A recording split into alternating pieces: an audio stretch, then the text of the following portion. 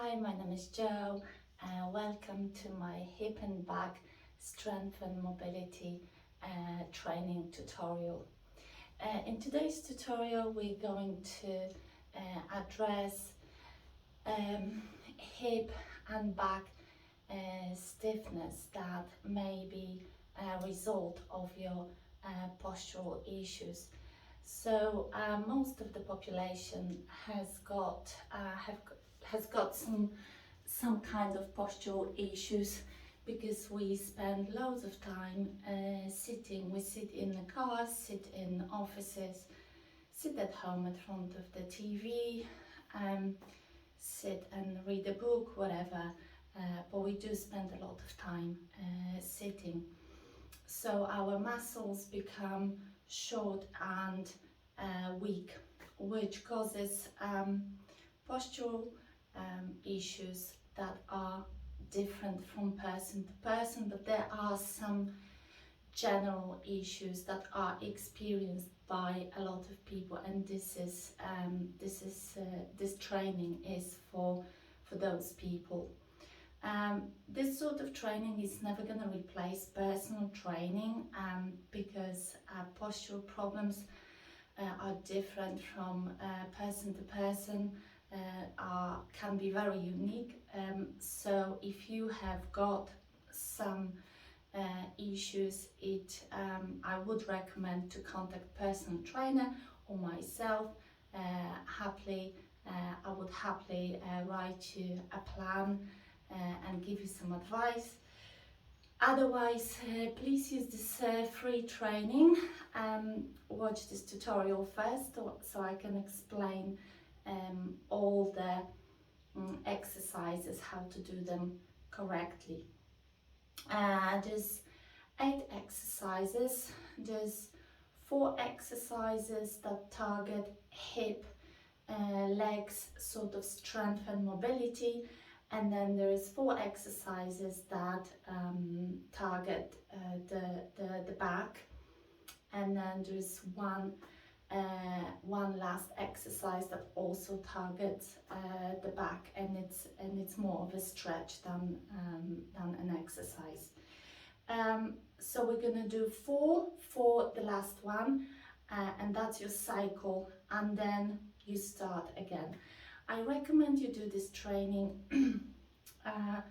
maybe 2 to 5 days a week, depends on any other workouts, trainings you're doing. This is more of a beginner training. You don't actually need any equipment apart from your mat and maybe some training shoes. I will aim for 8 to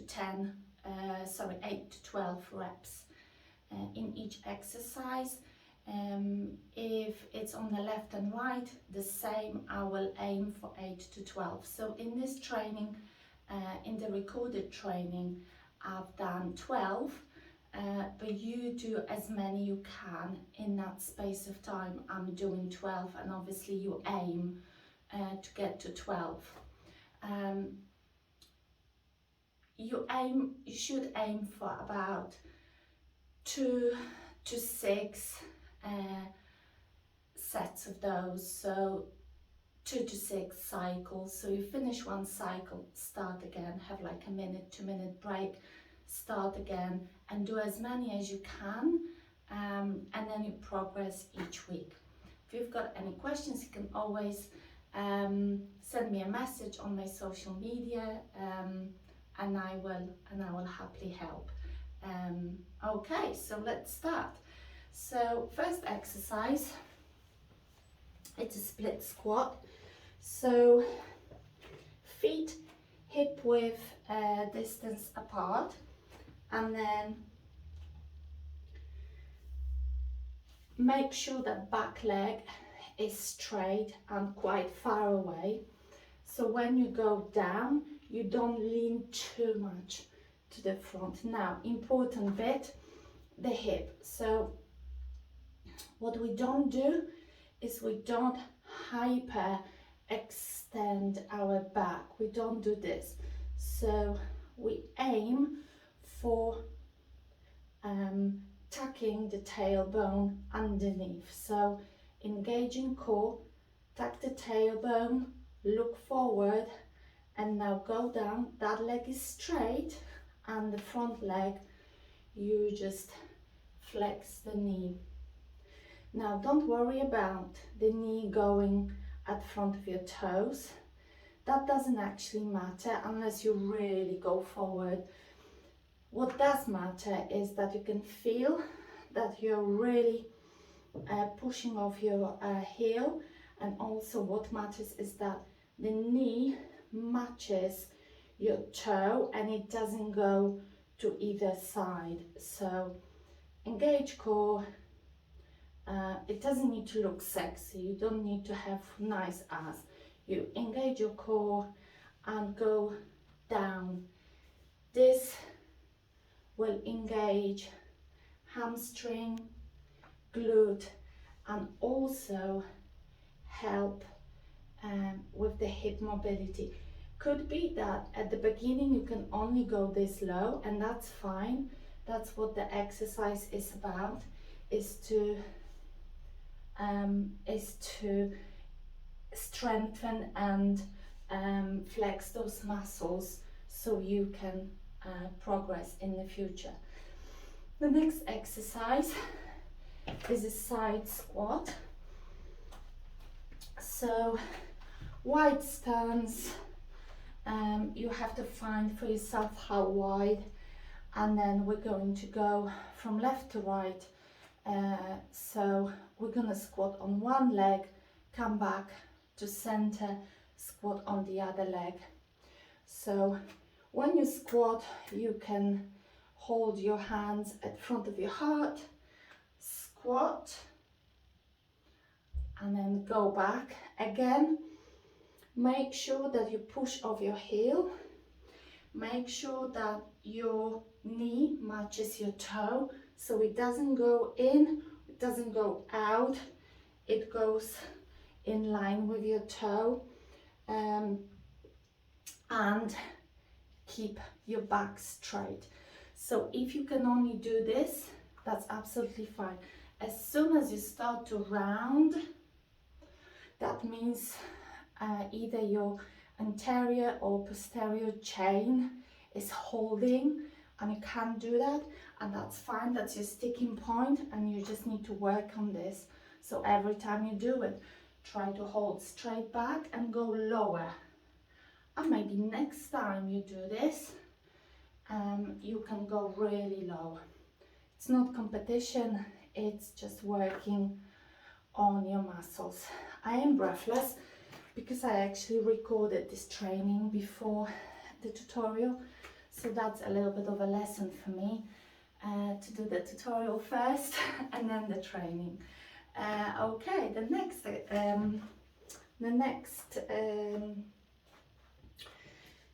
next exercise is narrow squat. So I suggest probably hip width distance apart, and then the toes always face ever so slightly outwards, never inwards.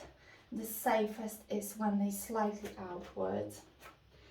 I'll do it from the side, and then hands at front of you, straight back, engage your core, and we're going down. Again, knees following the toes, go down as low as you can and come back. Now, as low as you can without compromising, so without bending. If you can't keep your back straight, then come back. If it means you can only go that low, that's fine. You will improve with time. It's just a matter of repetition and consistency. Okay, the next one. So you will do 8 to 12 on one leg and then 8 to 12 on the other leg. Hip width distance apart, and then it's like half warrior 3 sort of pose. So you can keep your hands on your hips. Make sure your back is straight. Engage your core. You don't need to have your butt sticking out. Engage your core, and now shift your weight to the front until you can only barely touch the floor. Stay there, and now lift that leg. Now, the idea is that your lower back doesn't move. So as soon as you feel that you're doing that, you know that you're doing it wrong, and you can actually injure yourself. So shift forward, make sure you feel this muscle, so you're standing really, grounding yourself through the heel, and then you lift, feel the muscle, and let go.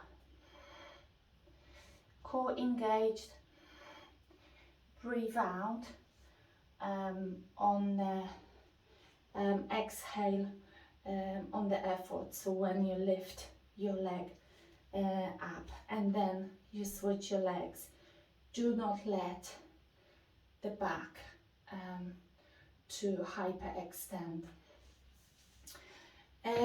So that's the lower body, and then the upper body, we're starting with modified upward facing dog. So you're gonna start in plank position. Now you've got to have your shoulders right above your wrists. Also make sure that you push the mat away, which means you engage the shoulder muscles, as you can see here. So you engage, so your shoulder blades protract and not retract, so you're not hanging. So let me show you how hanging looks like. Hanging looks like this. You protract, you push, imagine that you're pushing the mat away. So from here, now squeeze your glutes, and then your hips go down as far as you can without feeling any pain in your lower back. So to avoid the pain in the lower back, you really need to squeeze those glutes. When you squeeze the glutes, they protect your lower back from hyper extending. So let's have a look. So plank, push the mat away, and then lower your hips, squeeze the glutes, and then push. Try to push with your core. This engages the back muscles. Push up on the exhale. So inhale, glutes engaged, and exhale, come back. Okay, and the next one is a Superman or a locust, depends whether you come from yoga or fitness, doesn't matter. So what we're going to be doing is we're going to put the forehead on the mat. I'm not going to do it yet because I won't be able to talk.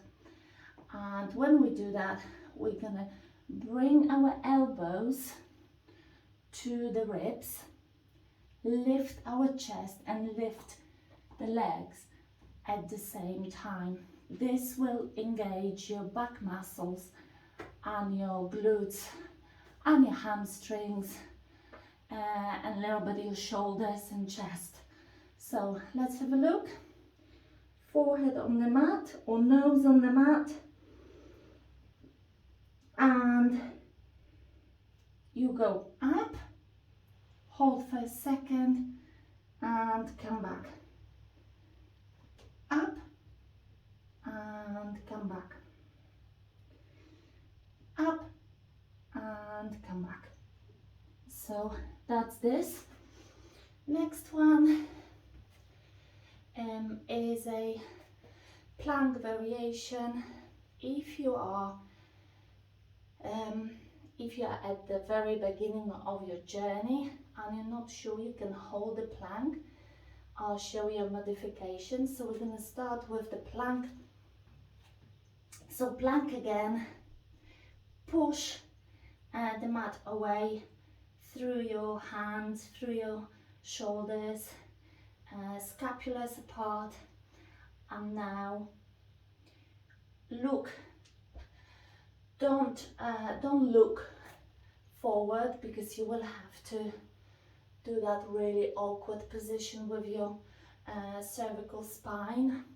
So we're kind of looking there and engaging the core. So again, doesn't need to look sexy like this. We engage the core and lift the arm and come back. You will slightly go from side to side, but the idea is to try to hold that position. So squeeze glutes, squeeze core, push the mat away. If you can't do this yet, you do it on your fours. So same idea, stay on your knees. You still have to engage your core, still have to push the ground away, and same exercise. And the next one is this reverse table. So start in sitting, hands behind you. Now instead of bringing, so naturally you're gonna probably have your shoulders forward, so you wanna retract.